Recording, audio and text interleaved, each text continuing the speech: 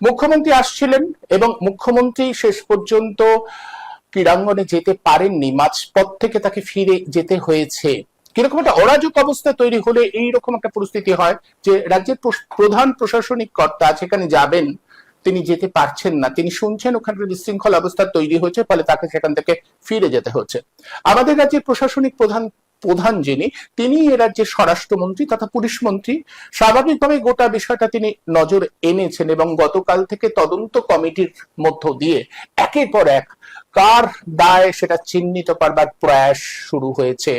একদম রাজ্য পুলিশের ডিজি রাজীব কুমারকে শোকজ করা হয়েছে এবং বিধাননগরের যিনি কমিশনার তাকে সাসপেন্ড করা হয়েছে। ফলে গোটা বিষয়টা রাজ্যের সরকারের কোনো দায় নেই। এটা যদি হতো তাহলে কিন্তু সরকার এই ব্যবস্থাগুলো নিত না।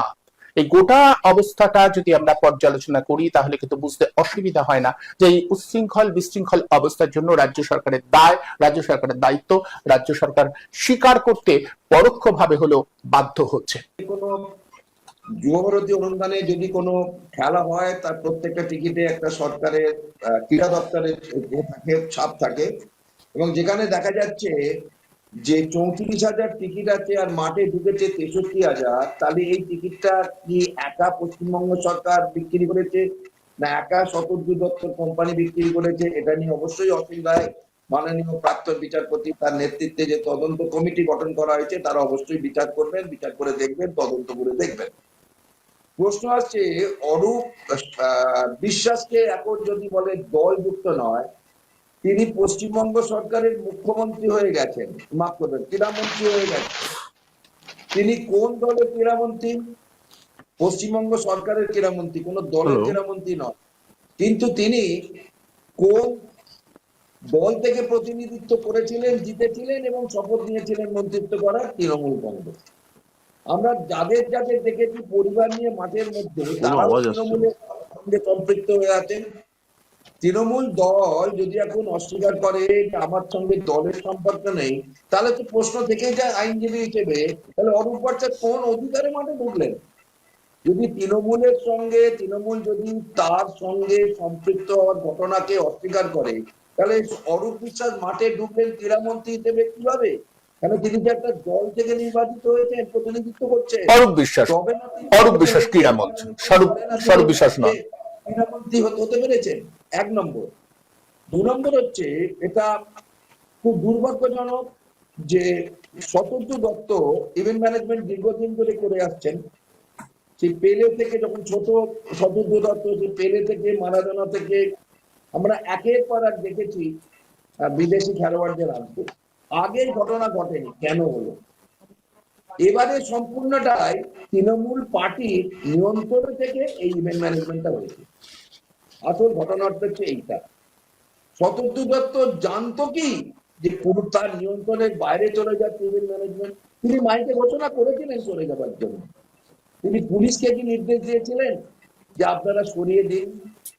তাহলে তো প্রশ্ন থেকেই যায় যে অনেক আমরা দেখেছি ক্লাবের অফিসিয়ালদের, আমি নাম করতে চাই না, অনেক ভিআইপি কে আমরা দেখেছি, অনেক চমচেকে দেখেছি, তারা মাঠে ঢোকেন কি করে? একবারও কি ভেবে দেখলেন না যে আজকে শতদ্রু দত্তর এই ইভেন্টের সঙ্গে জড়িয়ে আছে পশ্চিমবঙ্গের সম্মান? তৃণমূল কংগ্রেসের সম্মানের কথা আমি বলছি না, পশ্চিমবঙ্গের সম্মান। যে এই যুবভারতী ক্রীড়াঙ্গনে একের পর এক কিংবদন্তি খেলোয়াড়রা খেলে গেছেন, যে যুবভারতী ক্রীড়াঙ্গনে অনুপম আপনি জানেন যে অনূর্ধ্ব-17 যুব বিশ্ব ফুটবল হয়েছে, আপনি সেটা কভার করেছিলেন এবং অত্যন্ত সুষ্ঠুভাবে হয়েছে। শতদ্রু দত্তকে ওই মেসির জেট থেকে তাকে কিন্তু পুলিশ কাস্টডিতে নেওয়া হয়, তাকে অ্যারেস্ট করা হয়নি, তাকে পুলিশ কাস্টডিতে নেওয়া হয়েছে। পুলিশ কাস্টডিকে যদি অ্যারেস্ট বলা যায় তাহলে সেটা অ্যারেস্ট, কিন্তু অ্যারেস্ট বলতে কাস্টডিকেও কিন্তু গ্রেপ্তার করা বলা যেতে পারে। কিন্তু জেল কাস্টডি আর পুলিশ কাস্টডির মধ্যে কিন্তু আকাশ পাতাল তফাৎ। অর্ডারটা কিন্তু ম্যাজিস্ট্রেট দেন, প্রথমে পুলিশ কাস্টডিতে নেয়, তারপর ম্যাজিস্ট্রেটের কাছে তাকে পেশ করতে হয়, ম্যাজিস্ট্রেটের অর্ডার অনুযায়ী কাস্টডিটা ঠিক হয়। তো এইখানে আমরা দেখছি যে ভারতীয় ন্যায় সংহিতা কোন কোন সেকশনে শতদ্রু দত্তের বিরুদ্ধে আমরা অভিযোগটা দেখতে পাচ্ছি 121 বাই সেকশন 1 and 2, আমরা দেখতে পাচ্ছি এই 1 and 2 এইটা হচ্ছে সরকারি কর্মীকে কাজে বাধা দেওয়া। সরকারি কর্মী কারা? পুলিশকে কাজে বাধা দেওয়া। এরপর আমরা দেখছি 192 হাঙ্গামা করা, মানে মারধর করা এবং ভাঙচুর করা। এরপর আমরা দেখছি 326 সাবসেকশন 5, মানে সম্পত্তি হানির ঘটনা ঘটেছে। এইভাবে আমরা দেখতে পাচ্ছি অসংখ্য ভাবে বিভিন্ন সেকশন দিয়ে শতদ্রু দত্ত এবং আরো যে ছজন গ্রেপ্তার হয়েছেন তাদের বিরুদ্ধে জামিন অযোগ্য ধারায় কিন্তু এই কেসটা বিধাননগর থানায় করা হয়েছে। এবং সব থেকে দুর্ভাগ্যজনক হচ্ছে আজকে একটা ঘটনা আমরা দেখলাম যে আমাদের আজকে যিনি পুলিশের এই ছিলেন তাকে পর্যন্ত, অর্থাৎ director general of police BJP, তাকেও কিন্তু আজকে আমরা দেখেছি শোকজ তাকে করা হয়েছে। পশ্চিমবঙ্গ সরকার থেকে শোকজ করা হয়েছে Mukesh Kumar, commissioner of police Bidhannagar, Anish Sarkar, deputy commissioner Bidhannagar, Rajesh Sinha ক্রীড়া সচিব অর্থাৎ স্পোর্টস সেক্রেটারি, এবং দেব কুমার নন্দন সিইও যুব ভারতী কেরামগঞ্জ। প্রশ্ন আসছে, তদন্ত কমিটিটা অনুপম গঠন করা হলো, তদন্ত কমিটিতে এক্স জাস্টিস অসীম রায়ের নেতৃত্বে করা হলো, অত্যন্ত সজ্জন ব্যক্তি অসীম রায়, কোনো প্রশ্নই আসে না। তার সাঙ্গ কারা হলেন, মানে তার অ্যাসিস্ট্যান্ট কারা হলেন? অ্যাসিস্ট্যান্ট হলেন পশ্চিমবঙ্গ সরকারের বেতনভুক্ত কর্মচারীরা। একজন হলেন চিফ সেক্রেটারি, একজন হলেন হোম সেক্রেটারি।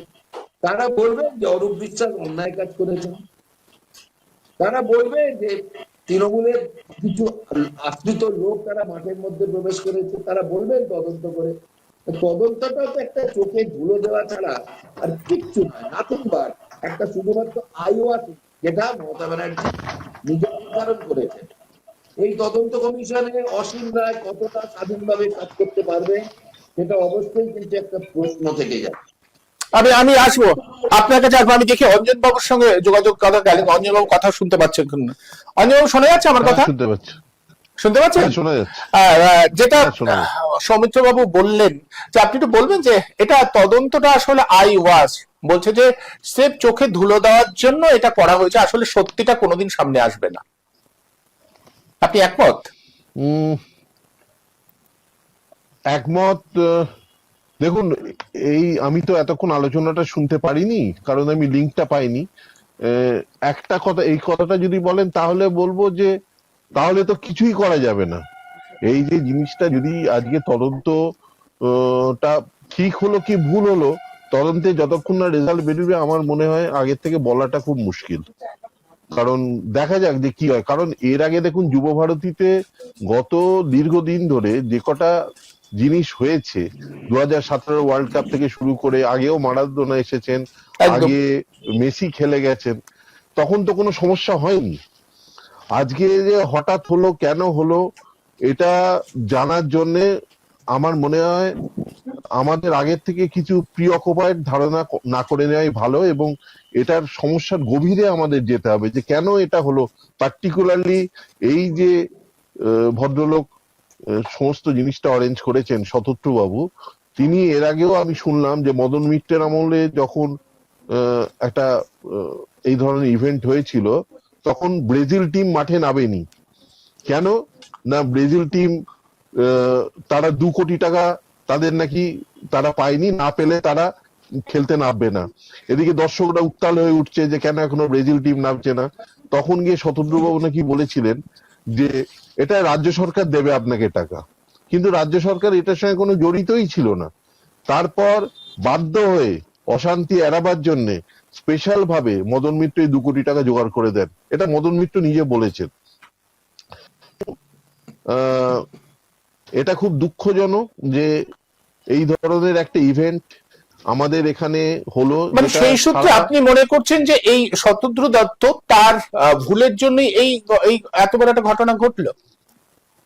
তার ভুল তো আছেই, সেই সঙ্গে প্রশাসনের ভুল আছে, সেই সঙ্গে তাকে ভাঙিয়ে কে কতটা কাছে যেতে পারে, যারা জীবনে কোনোদিন আর্জেন্টিনার হয়তো ভালো করে খেলাই দেখেনি।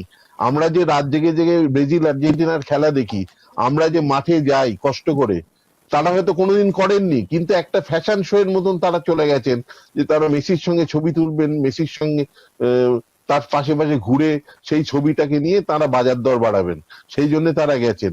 এবং এটা যেমন পলিটিক্যাল একটা ব্যাপার, আপনি যদি বলেন অস্বীকার করার কোনো উপায় নেই, কারণ ভারতবর্ষের কোনো জিনিস রাজনীতির বাইরে হয় না, কারণ রাজনীতিকরাই পুরোপুরি কন্ট্রোল করেন।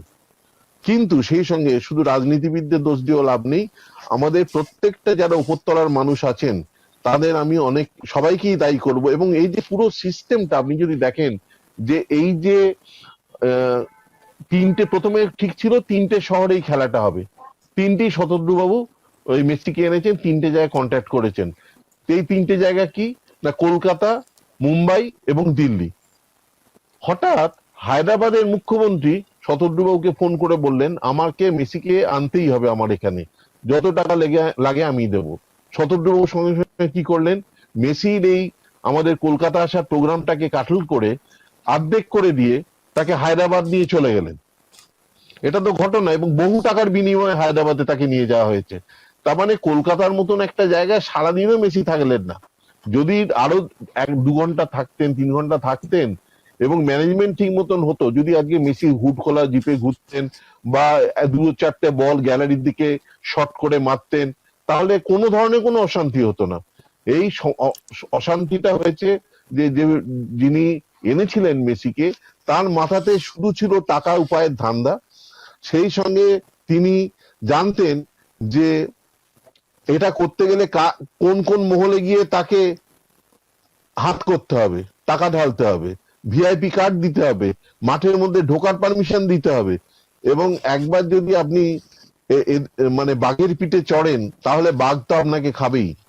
আপনি বাঘের পিঠে চড়ে ফেলেছিলেন, টাকা উপায়টাই আপনার লক্ষ্য ছিল। এবং আপনি যে সমস্ত লোককে টিকিট দিয়েছেন, এই করতে করতে টিকিট বিলি হয়েছে, যেখানে হাজার হাজার টাকা দিয়ে লোকে যাচ্ছে, আর এক শ্রেণীর লোক কমপ্লিমেন্টারি টিকিট নিয়ে গেছে।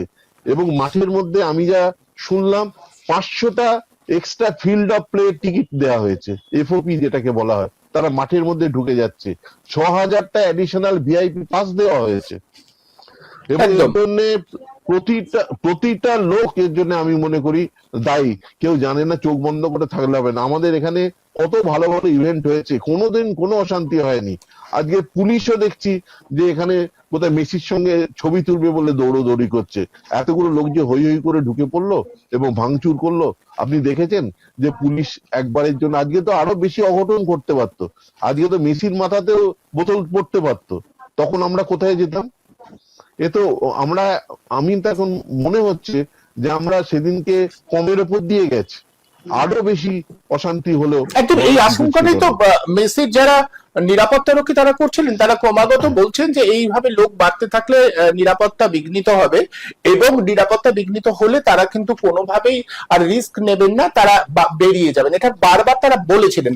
আপনার কাছে আমার একটা জিজ্ঞাসা, অনিল বাবু, আপনি তো দীর্ঘদিন ধরে এই বিষয়গুলোর সঙ্গে রয়েছেন, একটা এরকম আখ্যান তৈরি করবার চেষ্টা হচ্ছে, বলা হচ্ছে যে মেসি যদি নিজে আরেকটু সময় থাকতেন, তিনি যদি দর্শকদের মধ্যে আসতেন, আপনি যেটা বললেন একটা বল নিয়ে শট মারলেন বা দেখলেন, তাহলে এটা কি সম্ভব যে নিরাপত্তা বলায় তিনি আবিষ্ট ছিলেন, সেখান থেকে বেরিয়ে আসা করতে কি তার পক্ষে সম্ভব ছিল?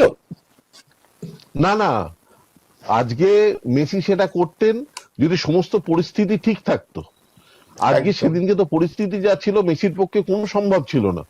আজকে যদি এটা একটা প্ল্যানিং এর ব্যাপার, আজকে একটা প্ল্যান থাকবে তো যে আসবে, সেখানে ক্রীড়ামন্ত্রী আছেন থাক, কিন্তু ক্রীড়ামন্ত্রী চারধারে যারা ছিলেন, ক্রীড়ামন্ত্রীর আত্মীয় স্বজন থেকে শুরু করে ভিআইপি লোকেরা, তারা ঢুকে পড়েছিলেন, আশেপাশের লোক, এর ভাই, তার ভাইপো, এরা যে ঢুকে পড়েছিলেন, এবং তাদের ল্যাস ধরে ধরে আরো অনেক লোক ঢুকে পড়েছিলেন, তারা যে ঢুকেছিলেন। এবং সেই সঙ্গে আমি বলবো, মানে আজকে যারা সমালোচনা করছেন, সেই রাজনৈতিক দলের প্রতিনিধিরাও বসেছিলেন ছবি তুলবার জন্য। সুতরাং আজকে এই দায় আমাদের মূলত শতদ্রু দত্তর যেমন আছে, সরকারেরও সেরকম আছে, সেই সঙ্গে রাজনৈতিক দলগুলোরও আছে বলে আমি মনে করি। সবারই দায়বদ্ধতা আছে, মানে আমরা যদি সামগ্রিকভাবে এটা আমাদের ব্যর্থতা বলেই মানতে হবে। মানে কলকাতার ভাবমূর্তি নষ্ট হয়েছে, বাংলার ভাবমূর্তি নষ্ট হয়েছে, এটা আমাদের সকলের ব্যর্থতা। সৌমিত্র বাবুর কাছে আবারও আমাদের লজ্জা। একদম আমাদেরই লজ্জা। আমি সৌমিত্রবাবুর কাছে যাবো। সৌমিত্রবাবু, একটা লেখা আমি দেখছিলাম, সুনীল গাভাস্কার, ক্রিকেটে সুনীল গাভাস্কার লিখেছিলেন, তিনি বলছেন যে বিষয়টা দ্বিপাক্ষিক, মানে গাফিলতিটা দ্বিপাক্ষিক হয়েছে, অর্থাৎ আহ, লিওন মেসি তার যে দল, তার যে যারা নিয়ন্ত্রণ করতে, তাদেরও উচিত ছিল আরেকটু বেশি সময় দেওয়া। কিন্তু অঞ্জনবাবু পরিষ্কার বলে যে পরিস্থিতি তেমনটা ছিল না, কারণ আন্তর্জাতিক নিয়ম অনুযায়ী এইরকম একজন খেলোয়াড়, তাকে কোনোভাবে এই পরিস্থিতিতে ছাড়া, মানে সর্বসমক্ষে আসা সম্ভবই নয়। তাহলে কি কোথাও মনে হয় যে সুনীল গাভাস্কার যে মতামতটা দিচ্ছেন, আসলে তিনি গোটা বিষয়টির সম্পর্কে অবহিত না হয়েই দিচ্ছেন?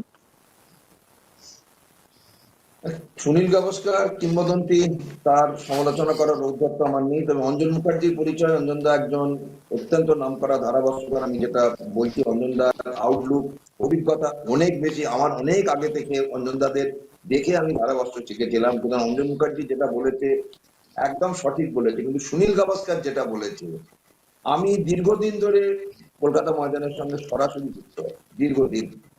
সেই অভিজ্ঞতায় বলছি, এই ঘটনাটা সামগ্রিক দায় কার? অবশ্যই ইভেন্ট ম্যানেজমেন্ট কোম্পানির যিনি আছেন শতদ্রু দত্ত এবং একদম। তার যারা সঙ্গে ছিলেন, তারা 1 নম্বর। 2 নম্বর হচ্ছে পশ্চিমবঙ্গ সরকারের প্রশাসন, এবং তার সম্পূর্ণরূপে মাথার উপর আছেন মুখ্যমন্ত্রী এবং ক্রীড়ামন্ত্রী। এবং ক্রীড়ামন্ত্রী হয়ে তিনি যে ঘটনা ঘটিয়েছেন তাকে আমরা ধিক্কার জানাই। তিনি কোথায় দর্শককে দেখানোর সুযোগ করে দেবেন, সেখানে তিনি নিজে সেলফি তুলতে ব্যস্ত, তার পরিবার সেলফি তুলতে ব্যস্ত। তাহলে দর্শকরা কার কাছে আশা করবে? শতদ্রু দত্তের দিকে আঙুল অবশ্যই তুলতে হবে, কারণ শতদ্রু দত্ত, যেটা অঞ্জনদা বলেছে একদম ঠিক বলেছে। কিন্তু এই দিল্লিতে এবং কলকাতাতে এই শিডিউলটা প্রথমে করা হয়েছিল, এবং বম্বেতে, হায়দ্রাবাদের শিডিউলটা কিন্তু পরে করা হয়েছে। 1 নম্বর। আর 2 নম্বর হচ্ছে যে আজকে অঞ্জনদা, এটাও তো আমরা সত্যি খুব লজ্জা পেলাম, সুয়ারেজ কোন রকম ভাবে ফোকাসে আসতে পারলো না। সেও তো একটা কিংবদন্তি প্লেয়ার উরুগুয়ের। সুয়ারেজ কিন্তু মানুষ, আমি জানি না সবাই জানে কিনা যে এবং মেসির সহযোগী, মেসির খুব বন্ধু, মানে একসাথে দীর্ঘদিন খেলছেন একটা টিম, এবং দুজনের মধ্যে দারুণ বোঝাপড়া। একদম সব থেকে বড় কথা, ইন্টার আর্জেন্টিনা মায়ামিতে। খেলার মাঠে ঝগড়া হতে পারে, কেন তারা একসঙ্গে তো বার্সেলোনায় খেলেছে, দিনের পর দিন খেলেছে, এটা তো অস্বীকার করা যাবে না। আর একটা জিনিস হচ্ছে, যেটা আমি জানি, ফিফার একটা রুলস আছে, কোনো মাঠে যদি কোনো রকম আনস্টুয়ার্ড ইনসিডেন্ট হয়, তাতে যদি কোনো কোনো ফিফা রেজিস্টার্ড কোনো প্লেয়ার যদি ইনজুরি হয়, due to the lack of administration, যে মাঠ পর্যন্ত সাসপেন্ড হয়ে যায়। এই মাঠ কিন্তু পর্যন্ত সাসপেন্ড হয়, সেখানে কোন রকম ভাবে ইন্টারন্যাশনাল ম্যাচ কিন্তু হবে না, until and unless the suspension is withdrawn. এইটা কিন্তু সেদিন খুব জোর আমরা বেঁচে গেছি। আর একটা জিনিস হচ্ছে চেয়ার ভাঙা। না বন্ধু, যতই আপনারা হতাশ হন, চেয়ার ভেঙে কার ক্ষতি করলেন? স্টেডিয়ামের ক্ষতি করলেন। আপনারা আইনের সাহায্য নিন, টিকিটের দাম যদি ফেরত দিতে হয় টিকিটের দাম নিন। কিন্তু এখানে আমি বলে রাখি অনুপম, সেটা হচ্ছে যে এই যে টিকিটটা অনলাইন অফলাইন বিক্রি হয়েছে, অনলাইনে টিকিটের টাকাটা সরাসরি কোর্ট বলেছে যে কোনোভাবেই এখন শতদ্রু দত্তের কোম্পানির হাতে যাবে না। শতদ্রু দত্ত যদিও কমিট করেছে আমি টাকাটা ফেরত দেবো, অনলাইন অফলাইন সম্বন্ধে কোনো মন্তব্য করে না। যে ছেলেটি মাঠে ঢুকে টিকিটটা ফেলে দিয়েছে, সে টাকা ফেরত পাবে না। কেন পাবে না? তাহলে কি করে প্রমাণ হবে যে সে টাকাটা, যে টিকিটটা কেটেছিল? এবং এই ক্ষেত্রে এই যে টাকা ফেরত, এটাও শতদ্রু দত্তের হাতে এখন নেই।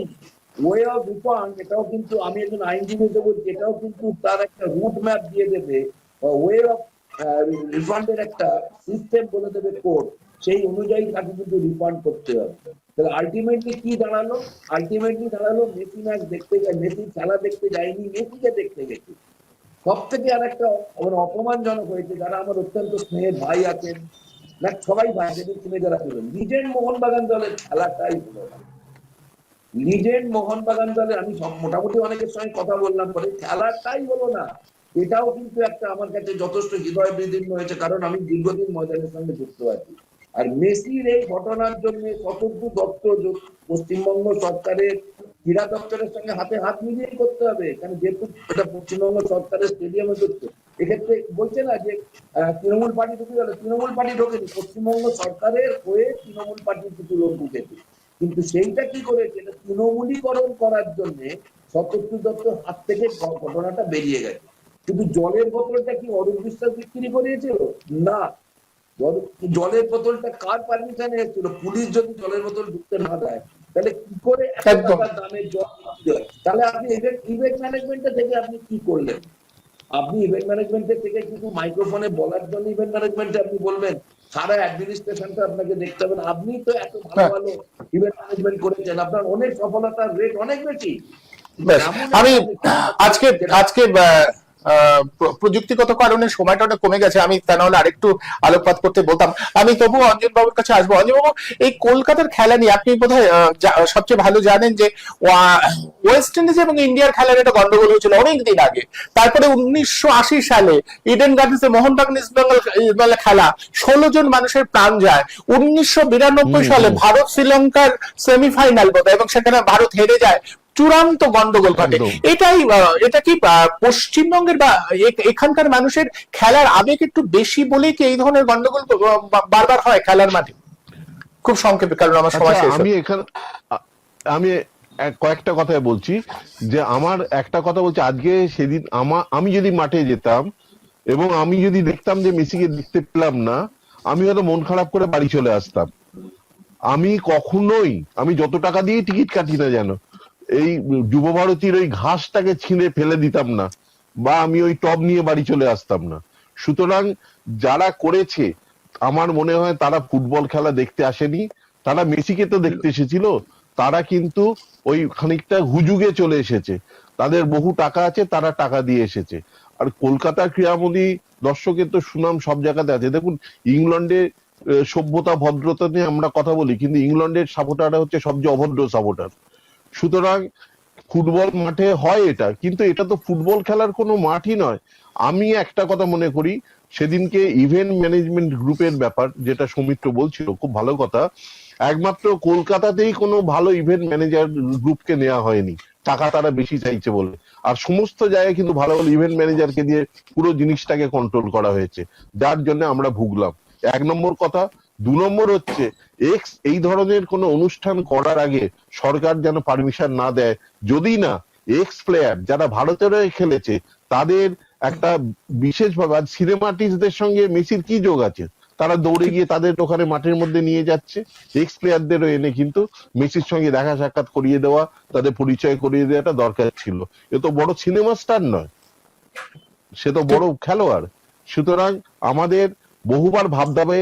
এতে কিন্তু ফুটবল আজকে 142 নম্বরে নেমে গেছে। সুতরাং একদমই। যে দেশে 142 নম্বরে ফুটবল, সেখানে 1 নম্বরের দেশ আর্জেন্টিনাকে নিয়ে এসে, মেসিকে নিয়ে এসে এই আধিক্যতা করা, এই হুজুকেপানা করা, এটা কিন্তু চিরতরে বন্ধ করে আমাদের গ্রাসরুট লেভেলে খেলোয়াড় কি একদম, করে বোধহয় তৈরি হয় নিয়ে পয়সা আয় করা বা ভাবতে অর্থ উপার্জনের একটা ধারা হতে পারে, কিন্তু এতে আমাদের ফুটবলের কোনো উন্নতি হবে না, আমাদের ক্রীড়া ক্ষেত্রের কোনো কোনো উন্নতি হবে না। কোনো খুব উন্নতি হবে না, আরো একদম বদনাম হচ্ছে। একদম। এক কথায় সৌমিত্র বাবু, আমরা এই ময়না তদন্তে কোথায় পৌঁছবো? মেসি দর্শন করে কিছু হুজুগের লোকের হয়তো প্রাণ জুড়বে। ভারতবর্ষের ফুটবল 146তম পেয়েছে, এবং যে দেশটাতে আমি খুব মানে ভালোবেসে যাই, বাংলাদেশ, তাদের কাছে পর্যটুক্ত হয়েছে, শুধু একদম হেরেতে নয়। সেখানে ভারতবর্ষের কোচ 8টা মোহনবাগানের স্টার প্লেয়ারকে টিমের মধ্যে না রেখে টিম করে কিন্তু ম্যাচটা হেরে এসেছে। এই যদি ভারতবর্ষের ফুটবল হয়, আমরা গ্রাসরুট লেভেল থেকে খেলোয়াড় তৈরি করি। মেসি দর্শন করে ভারতবর্ষের কিচ্ছু হবে না। আর আইএসএল নিয়েও যে ভারতের ফুটবলের কিচ্ছু হয়নি, তার প্রমাণ তো আমরা ভারতীয় দলের রেজাল্টেই বুঝতে পারছি। আপনাদের দুজনকে অনেক ধন্যবাদ। আমি এরপরেও এই বিষয়গুলো নিয়ে আলোচনা করব অঞ্জন বাবুর সাথে। আমার প্রথম আজকে এই অনুষ্ঠান, এবং পশ্চিমবঙ্গের ফুটবল, এই রাজ্যের ফুটবল, একসময় গ্রামান্তর থেকে কত ফুটবল খেলোয়াড় উঠে আসতো। আমরা যখন বড় হচ্ছি তখন আমাদের কাছে স্বপ্নের নায়ক ছিল মনোরঞ্জন ভট্টাচার্য, সুব্রত ভট্টাচার্য, একেবারে পাড়া থেকে উঠে আসা একের পর এক খেলা। কোথায় হারিয়ে গেল সেসব? আজকে আর কারা ইস্ট বেঙ্গলে খেলেন, কারা মোহনবাগানের নামগুলোও মনে করতে পারি না। যদি আমি খেলার রিপোর্টিংটা করি না, কিন্তু তৎসত্ত্বেও খেলার আবেগ তো আছে, সেগুলো কোথায় হারিয়ে গেল, কেন হারিয়ে গেল? এগুলোর বোধহয় সরেজমিন তদন্ত এবং এই বিষয়গুলোর উপরে আলোচনাগুলো যেটা বারবার আনা উচিত। আমি চেষ্টা করবো যে পরের সংখ্যায় এই অনুপম, আমি এই বাবলুদার সঙ্গে ফোনে 3-4 দিন আগে কথা বলছিলাম, অনেকক্ষণ বাবলুদার সঙ্গে কথা, সুব্রত ভট্টাচার্যের সঙ্গে। বাবলুদা কিন্তু একটা কথা বললো, ভারতের প্লেয়ার একদম গ্রামগঞ্জ থেকে উঠে আসা, মাটি থেকে উঠে আসা, তাদের যদি নিয়ে আসা যায় তাহলে অনেক অনেক কিছু